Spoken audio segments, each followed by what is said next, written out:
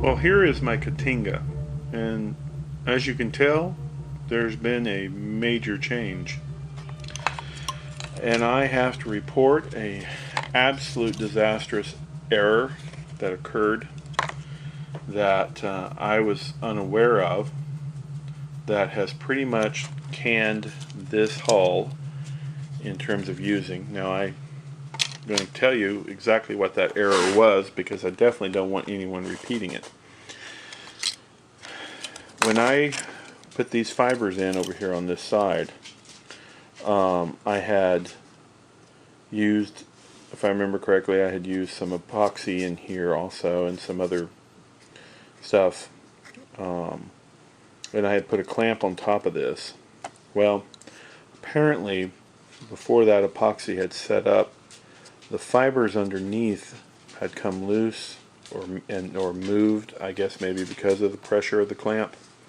And when they did that, they all popped loose. And I didn't notice it until I went to start test fitting the hull back on. And I noticed how warped this had become, because the fibers had popped loose on the inside of the nacelle. And I may not look like it, but I tested it, and yeah, these things flex way up and down, so they've come loose in here.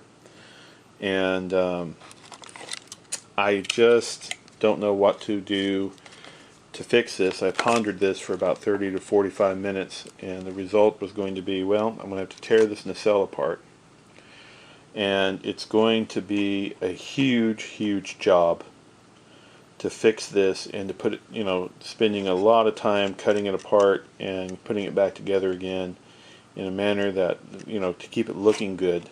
And I was probably looking at 3 or 4 hours or more of work on this. So I decided that I wasn't going to do that, because I had another Katinga model, the exact same model. I decided that I was going to go ahead and pull all the LEDs, everything out of this, take off the neck and the forward hull out of it. Removed everything, just leaving the fiber in, because my fiber's epoxied in, and I'm probably going to come back and cut these off, these strands, to use these in the future. But I decided I'm just going to retire this. So that's exactly what I've done. I pretty much cannibalized it, and I went back in to the to my other Katinga hull, which is sitting over here now,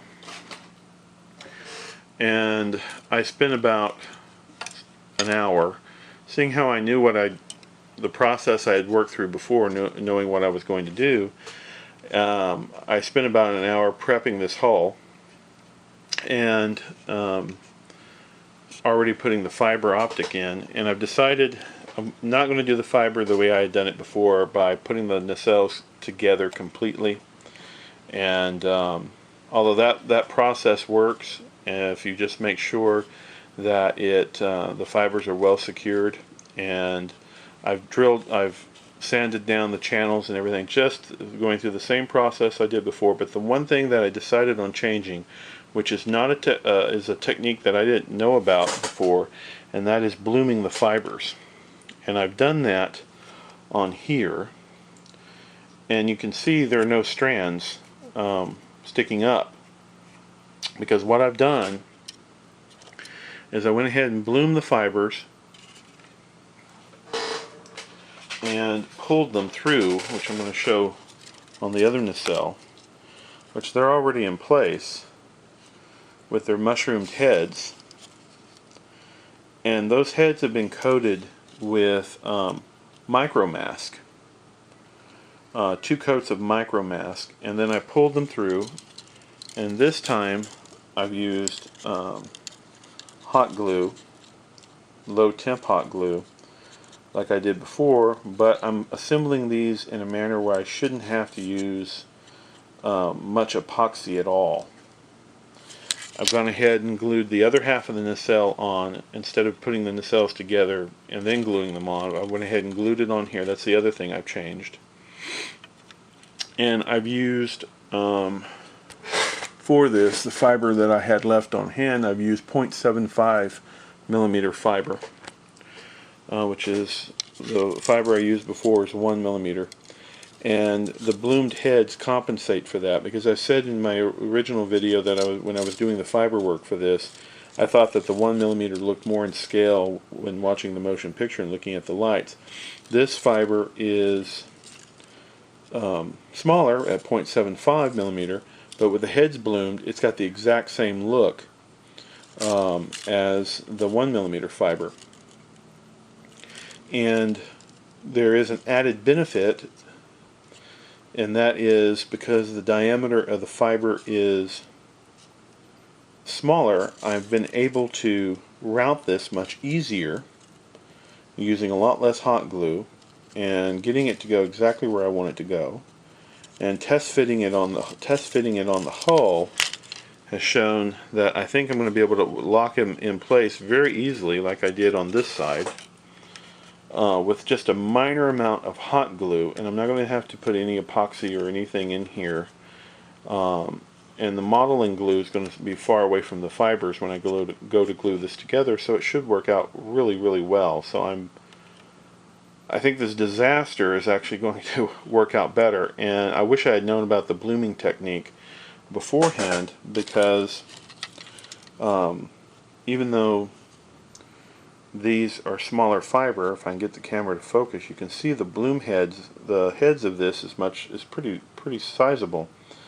So let me see if I can mock this up really quick and show you what the lighting's going to look like. Even though it's got the micro mask on there, the light still is coming through. So let me show you that. Now bear in mind that these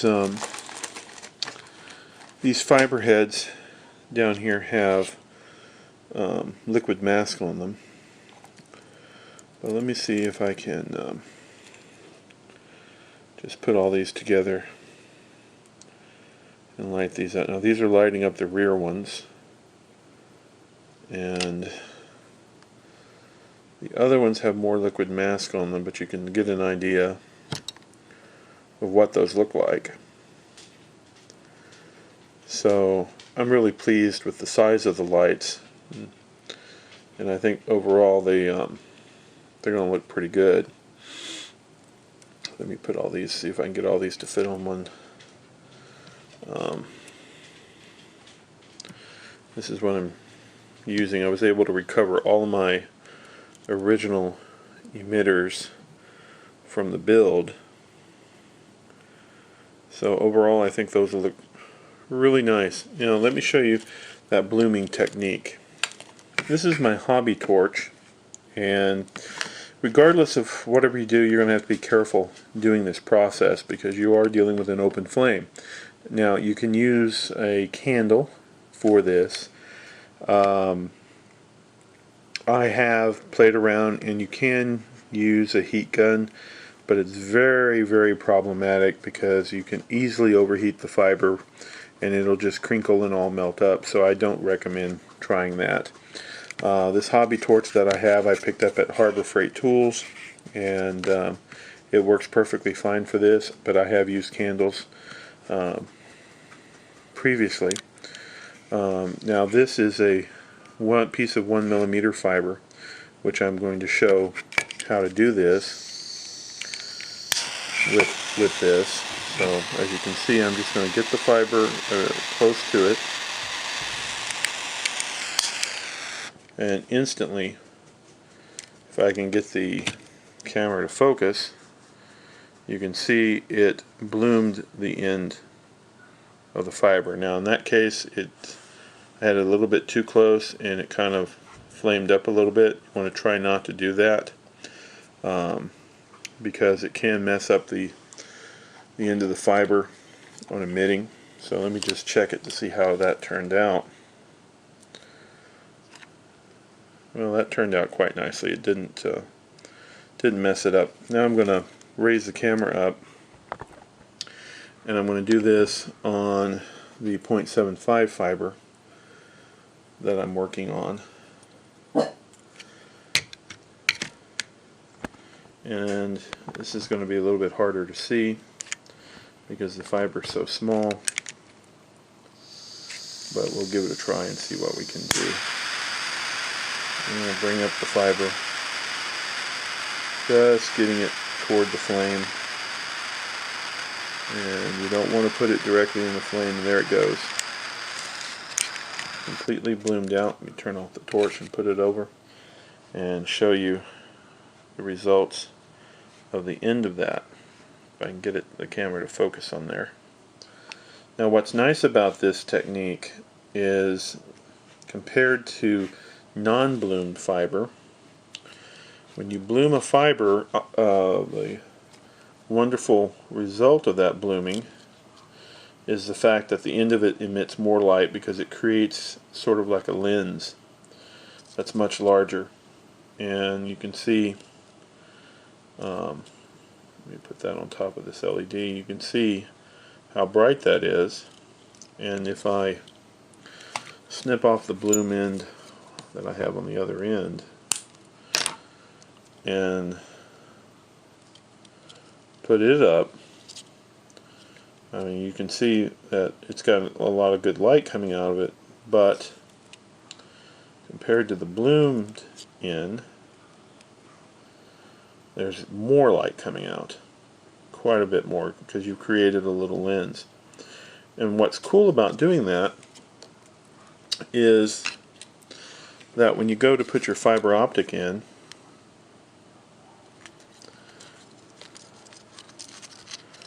you can pull it flush and it will hold in place for you, and then you can just, in my case, just use a little bit of low temp hot glue and glue it right down, and it works perfectly. Now before you do that for painting purposes, you have to put some liquid mask on this end, and I use Microscale's micro mask.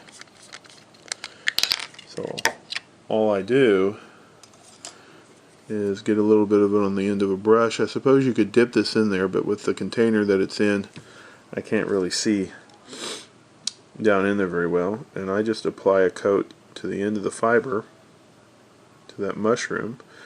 I let that dry, and then I'll go back in and apply one more coat. And after I paint this and everything, I'll be able to easily go back in and scrape that off, so that it should work perfectly fine, and that way I don't have fibers hanging off of everything in the way. You always then have to be real careful not to break one. So I think this technique will work, and I'm actually pretty happy with the way things are going, even though this was pretty much a disaster for me. I think overall it's going to work out much better. So I'm happy with that, and you know, the whole reason to show this is, on this video, is to show you what not to do. And I had to glue in those that nacelle onto the model with epoxy, because you do not want to use CA, because CA will make the fiber optics brittle, and you don't want to use a modeler's glue that melts plastic, because these are optical plastic fibers, and it will mess up your fiber optics. So the easiest thing is to use is 5-minute epoxy. Now in this case, with using this technique and with making changes to the whole process, I'm going to be able to glue all these in and keep them away from the edges. So even if I use epoxy, I think I'm going to be able to get away with just using it right here on the edges, and not putting anything inside, or maybe even a little CA. But you have to be careful with the CA, because even the fumes from CA can mess up your fiber optic cabling. Well, I guess it's time to wrap up, but before I do, I want to go ahead and show everyone the progress I've made, restoring everything back to where I was before I discovered my disaster. And the neck is back on with the head, the onion bulb on the front. I went ahead and glued all this in place here. My wiring is in place for For that, I have an LED strip on the inside here, and of course an LED bulb for the photon emitter. I've lit up the fiber optics that are on the hull. All of this has been redone. My wiring harnesses have been reinstalled. The fibers all lit on both nacelles, so I'm happy with the way that's looking. And let me turn it around here so you can see over here on this side. So that's all back to the way it's supposed to be. It is covered with liquid mask, so some of it's not quite as bright as was before, obviously. So I just have a little bit of a seam problem here I need to deal with and get this closed up. But overall, the nacelles are in really good shape. The other one I've already glued up right there. The fibers are all down. All of it's in place. I've went ahead and reinstalled the red LED tape for the engines and the back photon tube as well. So the next thing on the next video, I will be installing the blinker board, which is one of these right here, which I'm working on. That will drive the nav light that blinks here and the one that will be on the underside of the hull, just like it was on the studio model. So even though I had this little disaster, major disaster, I have to admit I think everything's going to work out really well. I've already test fitted the hull piece down, and it's going to fit quite nicely on top. So the next video I should be showing the blinker board installing and getting the wiring to the front of the ship hooked up with the nav lights blinking, and getting the hull on top. And maybe, if I'm lucky, I'll be able to get the top part onto that and start putting all the detailed parts on and get this guy ready for painting. So thanks for watching, everyone, and happy modeling.